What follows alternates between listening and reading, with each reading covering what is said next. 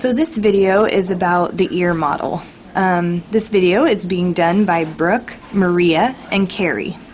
To start out, there are three main parts to the ear: the outer ear, the middle ear, and the inner ear. And Kerry's going to start by pointing out parts of the outer ear. This is the external ear, which is also called the auricle or pinna. This is the external auditory canal. This is the eardrum or tympanic membrane. It converts sound waves into mechanical movement. From the outer ear, we go to the middle ear, which attached to the tympanic membrane is the hammer, also known as the malleus. This is the first middle ear bone. From the hammer, we go to the anvil, also known as the incus. This is the second middle ear bone. When the hammer moves, it moves the anvil. From the anvil, we go to the stirrup. The stirrup is the third middle ear bone.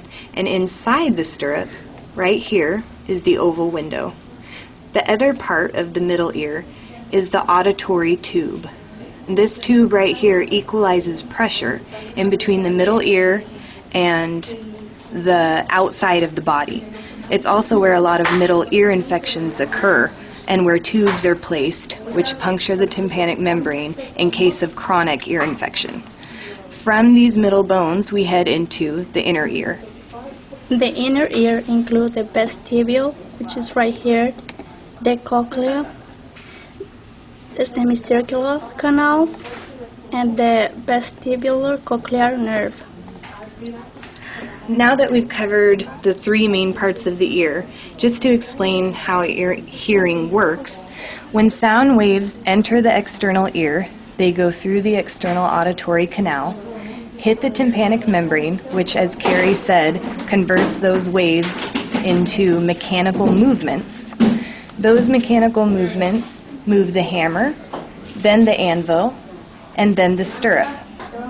From there, the inner ear, right in this area, is a series of fluid and gel-filled chambers.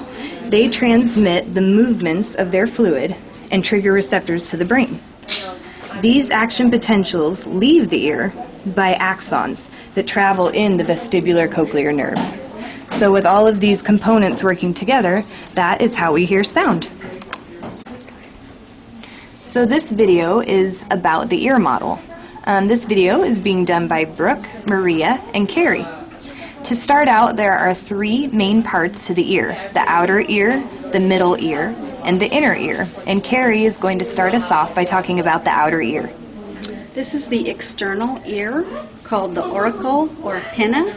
This is the external auditory canal. This is the eardrum or tympanic membrane, and it converts sound waves into mechanical movement.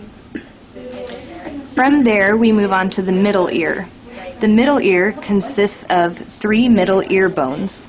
The one that is attached to the tympanic membrane is the hammer, also known as the malleus. When this hammer vibrates, it moves the anvil. The anvil is also known as the incus. This is the second middle ear bone. When you move down the anvil, it then vibrates the stirrup, also known as the stapes. This is the third middle ear bone. Inside the stirrup, this hole right here is the oval window. From there, the last part of the middle ear is the auditory tube. This auditory tube is for equalizing pressure between the middle ear and the outside of the body. Chronic ear infections can happen here, so it's also where tubes would go that would puncture the tympanic membrane and go through this auditory tube. Right up here where these middle ear bones are is where we head into the inner ear. The inner ear includes the vestibule, which is right here, the cochlea, semicircular canals, and the vestibular cochlear nerve, which is right here.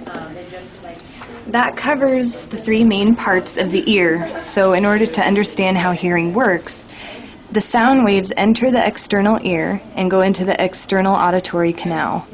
Those sound waves hit the tympanic membrane, and as Kerry said, takes those waves and changes it to mechanical movements that move the hammer, the anvil, and then the stirrup.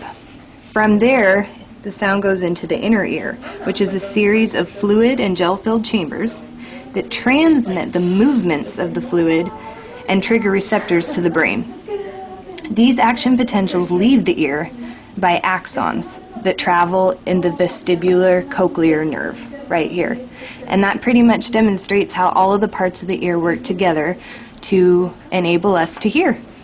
The end. Good. That's gotta be good.